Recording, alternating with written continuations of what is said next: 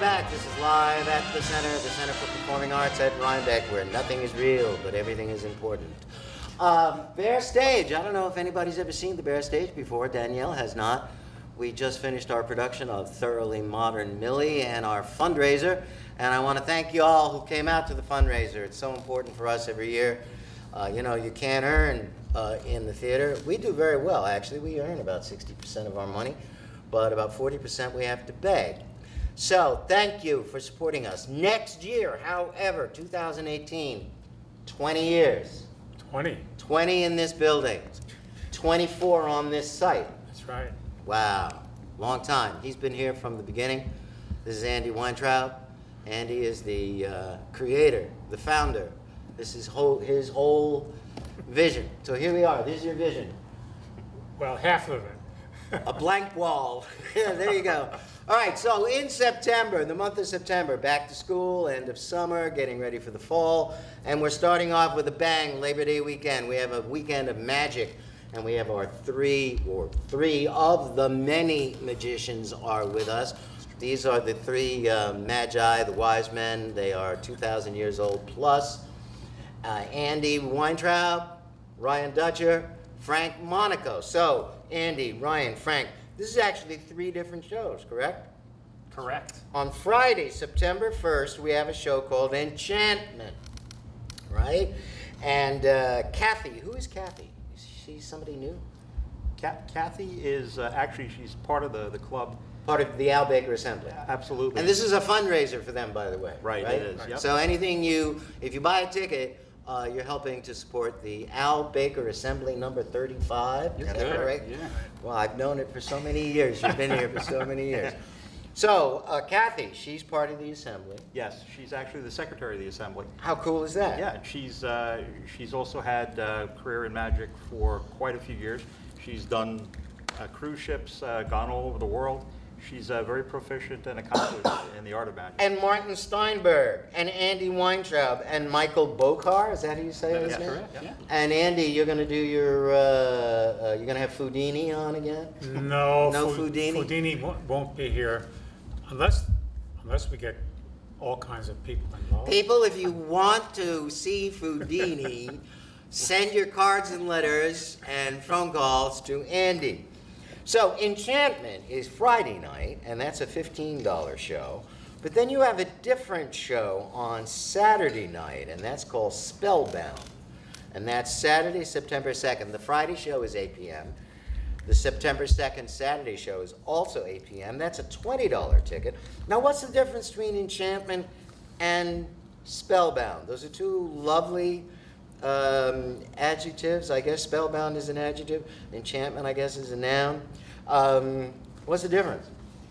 So there's Grand Illusions in the Saturday show. So mostly you, right? You're on Grand Illusions, Darren, yes. Frank, Ryan, Adam Izzo. We seen him before? You have not seen Adam Izzo here before. He's an amazing stand-up comedian, local guy that travels and does comedy. So he's going to be our MC. Cool. Which is going to be awesome. So it's got that great mix of the 2 things of magic and comedy. And yeah, I'm closing out the second part of the show with all of my big illusions. Big box stuff. Big box stuff. Cool. Yeah. And they're really fabulous. Fabulous illusions. Ryan does a smashing job. Smashing job. Frank, are you going to pair up with Darren? You're going to do your like Burger and Frank? No, actually we're not. We're going to do separate pieces. You're doing separate? Right, he's actually flying in from the Carbonaro Effect, the TV show that he's shooting. You know, I love that show. I catch it like at least once a week. Yeah, it's great. It's fabulous. Yeah, he was here. He used to that's play right. here a long time ago when he was very young. Yes, Yeah. he's been doing it for quite some time. Yeah, as he well. was here like in 1999, 2000. It was a long time ago. Yeah. It was with Margaret Steele. Yeah. Brought him in, and he did the most amazing things. He's fabulous. He's such a very smart kid. A kid. He's not a kid anymore. He must be he's not a kid. 111. And then on Sunday for the matinee, a very kid family friendly show called Abra Kidabra. And we have Kathy back again, and Joel Zaritsky, who's been here before. Yes. Okay. And Daryl Bielski. Do I know him? Yeah. He's a balloon artist. He'll be doing some close-up, and then we're going to give everybody that wants a balloon on the way out, animal balloon or Balloon out. sculptural. And Gail Alexander. Yeah. She knew? He's He. It's a he. Gail. Yes. Gail. Okay. Gale. Oh, G, as in Gail Gordon. correct. There you Lamar go. Miss Brooks. How cool is that? Yeah. So why did you guys decide to do 3 separate shows? I mean, it's very, very smart. It's very smart. Well, I mean, I think it's more diversified. Rather than putting on one specific show, we're kind of doing, you know, a Friday, Saturday, and a Sunday, and they're all different in, you know, different ways, shapes, and forms. Like you said, for Sunday, it's very family friendly. Saturday is more of an excitement of the grand illusion provided Right. by Ryan. And basically Friday is the people in our club that work well together. They're not often seen together as a group. So we decided, you know what, let's make a weekend. You guys were nice enough to provide, obviously, the venue and the space. So we talked about it, and we figured it would work well. No, it's smart. fundraiser. You know, I think you're going to get a lot of repeat. I think you're going to get people on Friday, Saturday, hope, and Sunday. yeah. We really We hope hope, so, yeah. yeah. That was the concept. In the past, thanks to you guys, we've done 3 of the same shows over Right. the 3 days, and we thought we'd diversify it more, give those people that may not be out performing as much the opportunity to perform in a beautiful, wonderful theater. Now, Andy, you know, wears many hats. In addition to being a magician, he's a puppeteer, but he's a retired professor of economics. But he's also the fellow who started the center. He's an actor, he's a singer, he's a set designer, he's a lighting designer, he's a producer. But he does everything except he does not clean toilets. He does. I've never seen him clean a toilet. Draw the line. He draws the line right there. He leaves that to me. But Ryan and Frank, this is the real deal for you guys. I mean, this is profession. Yeah. Magic is your profession. This is what I do full time. Right. Yeah. And how you doing at it? You're doing Love it. great. Yeah, you're yeah. doing We get to great. travel all over. This summer we've had a great time opening up for a lot of concerts. Yeah. That's a new thing for us in between the set changes. We've been doing a lot of magic for concerts and do a lot of resorts, colleges, and love it. And Frank's here a lot with you. Do you consider Darren your partner? Darren and I are very close. I've known him since he was 13 years old, so we've kind of grown up together. We live in the same Hyde Park area, so we practice together. We run stuff by each other. So yeah, in a sense, I consider him a partner in crime, if you will. But he's obviously stepped up to the next Well, level. I think it's really great that you guys kind of hang together, and year after year after year, we kind of see the same people, but everything is always different. And it's nice to see everybody grow, and it's nice to see that you're all friends and you support each other. We'll talk about the Al Baker Assembly in a second, but I want to remind everybody. So Friday night, September 1st, Enchantment, $15 ticket. Saturday, September the 2nd, 8 p.m., Spellbound, big box show, $20 a ticket. And then Sunday, a family-friendly, kid-friendly show, Sunday the 3rd at 3 p.m., and that's a $15 ticket. And you know how to get to us, 845-876-3088. You call us Wednesday through Saturday between the hours of 1 and 5 to make a reservation. But you wake up in the middle of the night and you say, I have to be mystified. I just have to. 20 more hours a day. Centerforperformingarts.org. You can order online, always. So, Al Baker Assembly. So what is it? What's the wellspring of that? First of all, who is Al Baker? Al Baker was a magician way back when that actually lived in this area. And he was part of the Society of American Magicians. As a matter of fact, we actually held the card signed by Harry Houdini. That was his membership card. It was amazing. How nice Yeah, is it was that? amazing. We met his great-granddaughter, I believe it was. The actual Al Baker Assembly was formed in 1942. And we have the last surviving original member, Ed Fitchett. He's 93 years old, God bless him. Sharp as a tack, owned Fitchett Brothers Dairy in the local area, so a lot of people may know him from that. But he is still a member and very active. Does he still perform? Comes to every He does not perform. He's slowing down. 93, right? I mean, but he comes to every meeting. Comes He's to every unbelievable. The He's magic must be in unbelievable. his health. And he his comes health here. regimen. He comes here to shows. That's fabulous. He comes here to shows. So, are you a not-for-profit organization? yes. Yeah. And so the money that you fundraise goes toward what? It goes basically towards the club, hiring lecturers. We go see magic shows. We do a whole bunch of different things. So you're dedicated to the preservation of the art? Yeah, Correct. we want people, So also, if Fabulous. you're interested in learning magic, I think that's a great thing to do. Contact us. Find us on Facebook and all that good stuff. That's so good. And then the week after that, these two gentlemen are not involved, but Andy is the third year of the Hudson Valley Short Play Festival. It's a series of one acts, and it's a little tricky this year. We have a program A on Friday night, September the 15th at 8 p.m., and that show is replicated the next day, Saturday the 16th of September at 3 p.m., and there are 3 new plays: Call Waiting, Hearts and Minds, Eastern Exposure, and Rent Hair. And then Saturday night, program B at 8 p.m., and then repeated the Sunday matinee on the 17th at 3 p.m.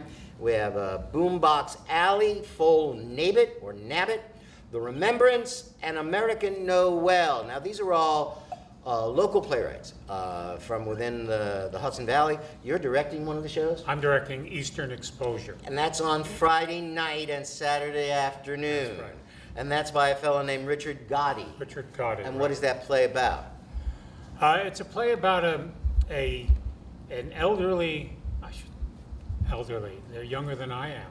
How old is this person? Well, these are recently retired people who have independently moved to an assisted living community. They're very independent people, and they meet there, they fall in love, but she hates it and he loves it, and there's this conflict that needs to be resolved. Is it a comedy? Oh, it's very funny in Very places, funny. but it has a serious message. All right, so the Short Play Festival, 3rd year, Elaine Fernandez, Warrior Productions, in association with Center Stage. And again, that is September 15th through the 17th. And you get to see the A program on Friday night, the 15th, and Saturday afternoon, the 16th. And you see the B program Saturday, the 16th, and Sunday, the 17th. And tickets, I believe, are $20, correct? Is that what we're charging for this? I believe that's what it is. Anyway, same deal. You call our box office, 845-876-3080. Wednesday through Saturday, 1 to 5. Always online, Center for Performing Arts.org, 24 hours a day. So don't forget, you're going to have a really good time. Labor Day weekend, come and see the 3 magic shows. And then the weekend after that, 2 programs of brand new plays, all written by local playwrights. And I'll be back in a second, and Andy will still be with me. So, see you in a minute. And we are back, thanks to Ryan, thanks to Frank, thanks to Andy who has returned magically. So, also in the month of September, actually the last production of this fiscal year, September 22, 23, and 24, Michael Frayn's very serious play, Copenhagen. And Andy, you're designing that? What little design there is? I'm sort of the technical director. We have Technical director. a separate designer. You do. I did a lot with the lights and helped Ellen, who's the director, move stuff around. And Ellen could not be here, and her stage manager, Elaine, who's also the Elaine Fernandez of Warrior Productions, is ill, so she couldn't make it today. But we do have one of the actors, Andrew Jaffe, who is playing Niels Bohr. Now, for those of you who don't, obviously you all remember the Second World War, and many of you may have been here, I don't know. During the Second World War, there was a big chase going on in Nazi Germany to create a super weapon, and that chase was being replicated in the United States. And the fathers of atomic energy, who were too countless to mention, Enrico Fermi, Albert Einstein, Oppenheimer. J. Robert Oppenheimer, and Niels Bohr, and Heisenberg. Heisenberg. Heisenberg with an H. Werner Heisenberg. Yes. Okay, so this play is an imaginary or a real conversation? It's nobody knows what the conversation was. But there was a real meeting. There was a real meeting, very famous meeting. Just a little quick background. Niels Bohr was considered the father of theoretical physics. He had many assistants, but the one he was closest to was Werner Heisenberg. And in the 20s, they came up with 2 of the key concepts of quantum mechanics, which were complementarity, which Bohr came up with, and uncertainty, which Heisenberg came up with. In 1920, they did that in the course of 3 years, and in 1927, Heisenberg, who was working with Bohr in Copenhagen, goes back to Germany to start his own institute and have his own chair. War breaks out. Bohr's in Denmark, which is occupied by Germany. Right. Heisenberg is in Germany. Heisenberg in 1941 comes to visit Bohr in occupied Denmark. They have a meeting. He goes back to Germany, and they don't speak again for 15 years. They were very good friends. They were almost father and son. And after that meeting, at which nobody really knows what was said, the friendship is essentially over. Over. It's over. They do meet again, they do work together again, but it's never the same.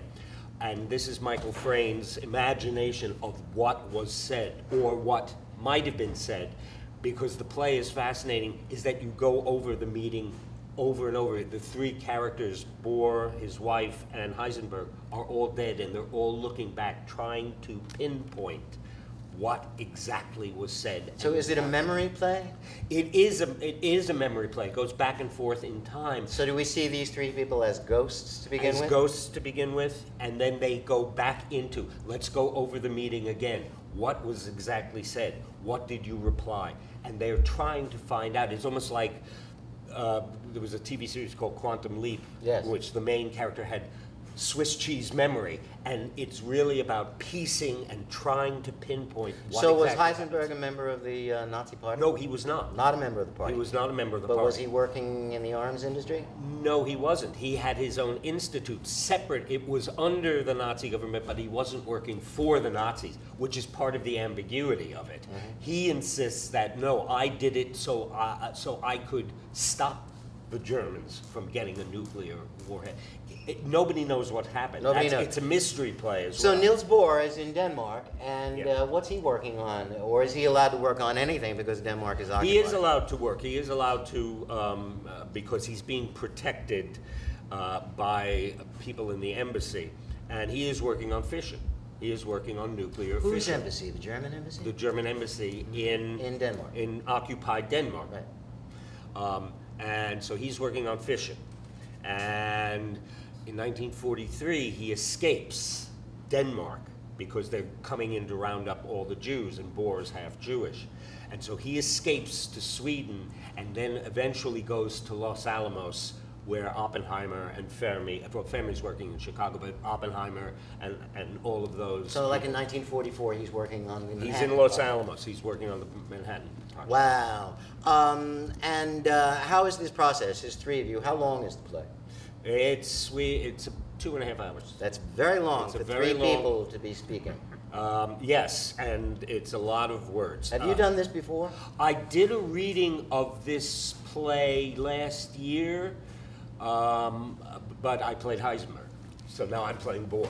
And Now you've already opened. You performed in two other sites. You were at Birdcliff and you were at where? we were at Bridge Street in Catskill, Right. and then we just finished this past weekend at Birdcliff. And how were the audiences? Oh, wonderful! Big wonderful. houses? Fairly big. For Birdcliff is a small house. It was about 30 or 40. 30 or 40. We had about 30, 35. That's people. great. One performance or how many? did you do? Three performances at Birdcliff. four in Catskill, 3 at Birdcliff, and 3 here. All right, so ladies and gentlemen, and Andy, have you seen any of the rehearsals? I've seen some of the rehearsal. I was swept away. It's really quite remarkable. Swept away on a sea Really? of desire. Really quite remarkable what these three people can do. Yeah, those are very difficult plays, 2 and 3 characters. And Mrs. Bohr, she doesn't really have a lot to say, does she? Oh, yes, she She does. does? She is the center. She is the one. She's very protective of her husband, and she is very critical of Heisenberg. Okay, so she's the glue between the two? She's the one we have to convince. Got it. So September 22nd and 23rd, this is a Rhinebeck Theater Society production, 8 And p.m. 24th. And yeah. 24. Yeah, I know, but I'm doing the 8 p.m.s first. September 22nd and 23rd at 8 p.m., September 24th at 3 p.m. Tickets, I don't have that. How much are they? Do we know? Is it a $20 I think ticket? that- I'm not sure. Not sure, neither am I. In any event, you know what to do. 845-876-3080, Wednesday through Saturday, 1 to 5. Always online, centerforperformingarts.org. And I don't want to hear any of you complain. You're always doing those facile musicals. I went through a list of all of our plays, and over the past 20 years, the reality is only about 35 to 40% of our menu in any one year is musicals. The rest of it is serious drama, but you know what? You all don't come to see those things. So come out and see this play, all right? Copenhagen by Michael Frayn. You won't be sorry, and we'll be back.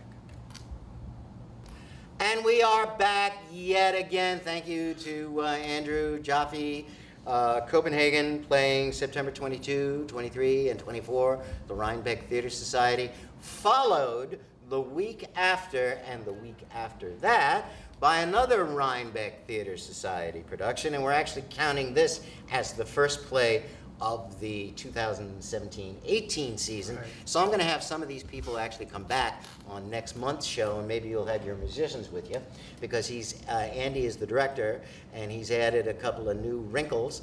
The play is Dark of the Moon. Many of you may know it.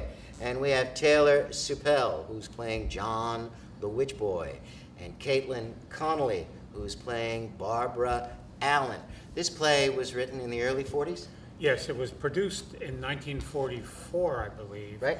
on Broadway, but it was written before that by a couple of college students at the time. Whose names are out in Howard Iowa. Richardson and William Burney. Right, his cousin, Okay? yes, primarily Richardson.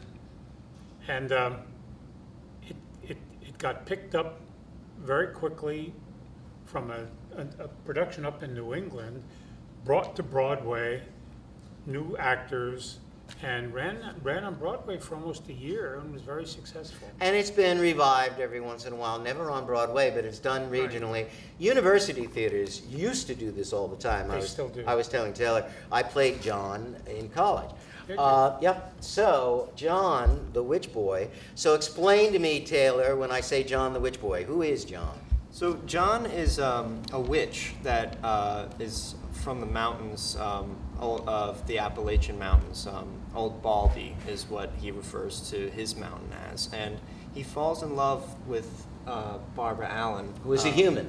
who is a human, and he desperately loves her, and he tries to convince the conjurer to turn him into a human, so that he can be with her.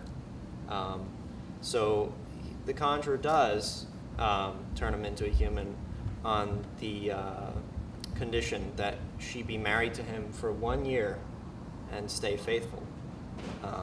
And so the plot ensues from there. The plot thickens right at that point. Oh my goodness. And Barbara Allen's, Caitlin, you're playing Barbara Allen. Barbara Allen, is this derived from the English folk song? The character, is she derived from that? The Scotch-Irish ballad Barbara Allen, it's loosely based off of that. It's a bit more eccentric and wild in a sense. But yeah, Barbara, it's still a love story, but there's definitely this otherworldliness to it. And Barbara is 19 years old. She's a human. She's been a part of this very small Christian community in the Smoky Mountains, and she meets this, amazing, different boy or man and falls madly in love. And even though she's always kind of been naive and kind of witty, but I feel like she kind of blossoms into something else with him, and knowing, wow, there's something bigger in the world, and you can kind of see that on the edge with her. This is like the 1940s Twilight Saga. Right? But instead of vampires, he's a witch. Right. Have you guys worked together before?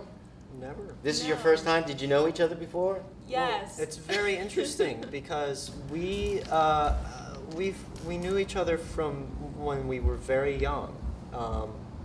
When I was like around 5 or 10 years old, I had met Caitlin, but we hadn't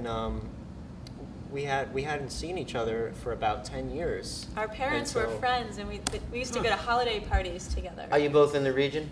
Hudson Valley? We're like neighbors. Where do you live? We live in the same valley. What's really interesting is that I'm up on the mountain on the valley, and she's in the bottom of the valley. Yes, What just town like are the you in? play. I'm currently living near High Falls. Hyde Falls, and where you live? High Falls. Oh, well, how cool is that? So are you in school? Are you in school? You out of school? You're in Yes. school? Where are you going? I'm going to SUNY New Paltz. I'm studying music therapy. I also have a degree in accessories design from FIT, and I went to Bard College at Simon's Rock for performance arts. Wow, how educated are you? It's been a long haul. I've It's a done a lot of journey. different things. And Taylor, where are you going to school? I am also going to school at SUNY New Paltz. I am part of the theater program there with a performance concentration. And where are you going to school? so why did you pick this play? Because it's not done a lot. I don't think Well, it hasn't been done in the Hudson Valley. It hasn't been done in the Hudson Valley. As you say, it's been done by a lot of universities and community theater groups as well. For some reason, the professionals have not redone this. I expect it's going to be redone. Is it because of the age of the principal characters that it's perfect for universities because they are of the Well, age? it's perfect for them, Yeah. although the people in the town are not the age of university. Right. What's fortunate here is that we have age ranges from, teens up to 60, 70-year-old people playing authentically the people from this little town in the Appalachian. And it's not in the script to have the traditional music. Oh, yeah. It is? Well, is there a yes, band on stage? There's a band. It'll be on stage and off stage. The band consists of people that are characters in the play, and as a result of that, they have lines. They're on stage. They're off. When they're off stage, you'll hear them, but you won't see them. But the music that's included in the script is traditional Appalachian folk music. People will recognize some of it. On Top of Old Smoky, Well, of course. Down in the Valley, The Ballad of Barbara Allen, and others that will come to your head as soon as you hear them. You guys been to the Smoky Mountains? No, I've seen photos. The Smokies are incredible. I was there a couple of Yeah. years ago. It's really beautiful. In fact, when they do a lot of films that take place in the Catskills and they want to replicate what the Catskills and the Adirondacks looked like 100 to 200 years ago, they film in the Smokies. Last of the Mohicans, which is supposed to be in the Catskills, Great flick. was all done in the Smokies. Yeah, fabulous. So you have a band. Anybody in this band that I know? Yes, a lot of people in this band that you know. We were Tim, is fortunate Tim enough to have actors who are also musicians. Right. So we've got Russ Austin Playing guitar? playing guitar and washtub bass. Cool. We've got Andy Crispell Right. playing guitar.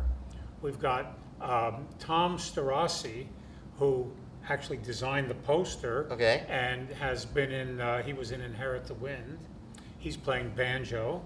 And Lily Kahn, who is Kimberly's Oh, daughter. Kimberly's daughter. Who's a fiddler.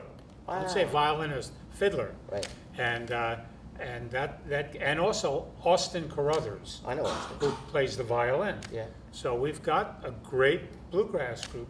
And you're designing this, you're doing the lights, you're doing the set, you're doing the lights, and you're directing. Yeah, I like to do it. All of the whole thing. He's the Orson Welles of the Center for You get a Performing vision, Arts. you gotta. All right, so Dark in the Moon, ladies and gentlemen, a Rhinebeck Theater Society production.